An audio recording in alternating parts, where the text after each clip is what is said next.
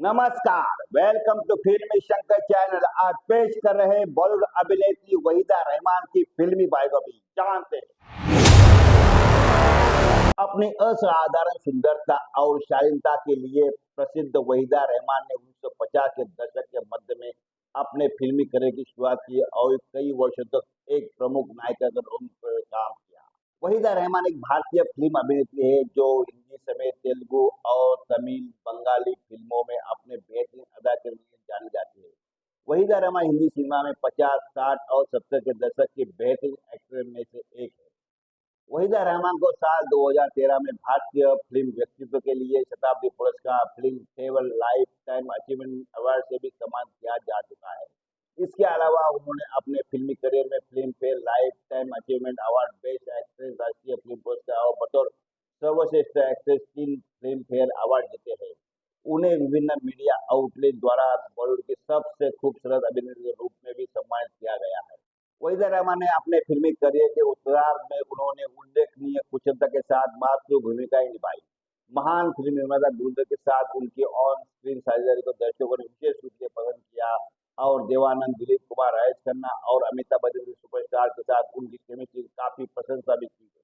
वहीदा रहमान का जन्म 3 फरवरी 1938 को तमिलनाडु के चंगलपट्टू में हुआ था। हालांकि कुछ स्रोत गलती से उनका जन्मस्थान हैदराबाद बताते हैं।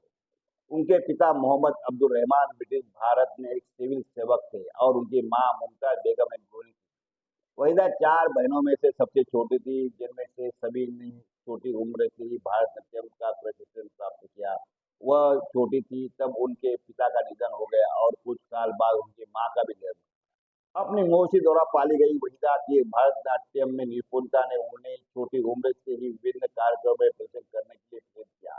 एक उच्च पदस्थ ब्रिटिश अधिकारी के समक्ष उनके ऐसे ही एक प्रदर्शन ने काफी ध्यान आकर्षित किया, जिसके कारण उन्हें दक्षिण भारतीय फिल्म उद्योग से प्रस्ताव मिले। वहीदा रहमान की फिल्मी शुरुआत 1955 में तेलुगु फिल्म रोजुलु मरई में नृत्य प्रदर्शन के साथ हुई। इसके बाद जय सिम्हा में भूमिका और तमिल फिल्मों में अभिनय किया। हिंदी सिनेमा में उनकी सफलता तब मिली जब गुरुदत्त रोजुलु मरई की सफलता पार्टी में उनके नृत्य से मोहित हो गया और उन्हें सीआईडी में देवानंद के साथ कास्ट किया। अभिनेता देवानंद के साथ उनकी जोड़ी को खूब सराहा गया और उन्होंने उनके साथ कई सफल फिल्मों में काम करना जारी रखा, जिनमें 16वां साल, काला बाजार, 20 साल बाद, गाइड और प्रेम गुजर शामिल है। जिनमें से गाइड विशेष रूप से यादगार है। वहीदा को साल 1965 में फिल्म गाइड के लिए फिल्म फेयर अवार्ड से सम्मानित किया गया।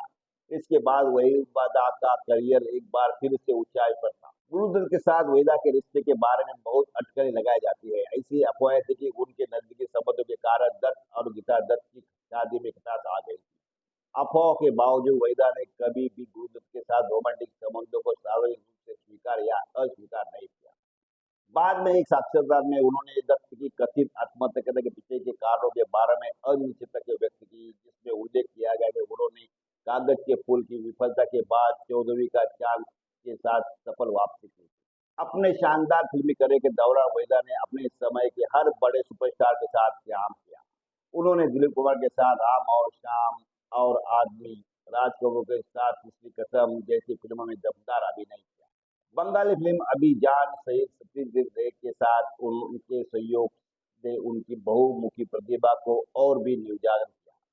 वहीदा ने सुनील दत्त, धर्मेंद्र, राजेश खन्ना और अमिताभ बच्चन के साथ स्क्रीन साझा की लगभग 100 फिल्मों में योगदान दिया और भारतीय सिनेमा पर अपनी अमिट छाप छोड़ी है। अपने फिल्मी करियर पर बातचीत करते हुए वहीदा रहमान ने कहा कि वह अपनी अलमारी पर नियंत्रण रखने पर जोर देती थी और ऐसे किसी भी परिधान से परहेज करती थी जिसमें वह असहज महसूस करती थी, जैसे सिविल ब्लाउज या बिकनी ड्रेस। यह आग्रह गुरुदत्त के साथ उनके अनुबंध का हिस्सा था, जो उनकी भूमिकाओं में से एक निश्चित छवि और गरिमा बनाए रखने की उनकी इच्छा को दर्शाता है। भारतीय सिनेमा में उनकी विरासत सिर्फ उनके अभिनय से नहीं बल्कि उनके करियर को जिस शान और संतुलन के साथ आगे बढ़ाया गया उससे भी चिन्हित है। साल 1974 में शादी करने के बाद वहीदा रहमान ने फिल्मों में अपनी सक्रियता को कम कर दिया था। इस दौरान यानी साल 1976 से 1994 के बीच उन्होंने लगभग 24 फिल्मों में छोटी-मोटी भूमिकाएं अदा की। उनकी इस दौर में प्रमुख फिल्में थीं अदालत, कभी कभी त्रिशूल, नमक हलाल, हिम्मत वाला, कुली, मचाल, अल्लाह रखा, फिर साल 2000 में अपने पति की मृत्यु के पश्चात वो एक बार फिर से अदा करके दुनिया में लौटी है और अब तक ऑटर, रंग दे बसंती और दिलीप के जैसी सफल फिल्मों में सहित 9 फिल्मों में चरित्र अभिनेत्री की भूमिका निभा चुकी है।